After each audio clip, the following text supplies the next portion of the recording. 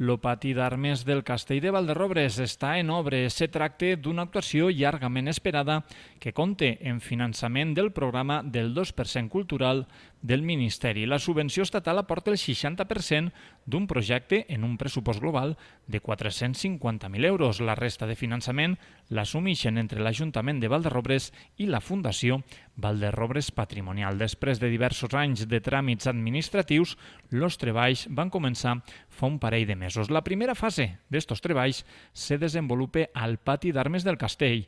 L'objectiu és restaurar el paviment i impermeabilitzar-lo per evitar filtracions d'aigua als espais museístics situats al subsol.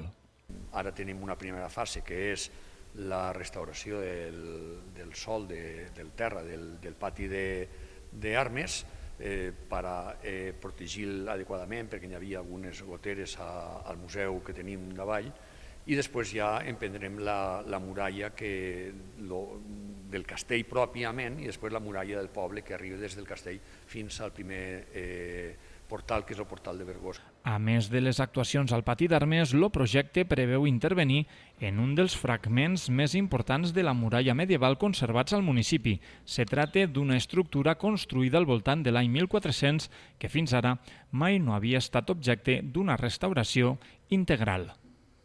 I ara el que es farà serà consolidar totes les peces. Hi ha peces que les van traure en un moment determinat, algú les va extraure possiblement per a fer cases o el que fos de per ahí, i ara intentarem restituir totes les que puguem i consolidar els huecos que hi ha, perquè tots els huecos els mantindrem, perquè en aquestes muralles hi havia cases adossades i nosaltres mantindrem els huecos per a que el turista, la gent que vingui, sàpiga que allí també en un moment determinat de la història van haver vivendes on vivia gent.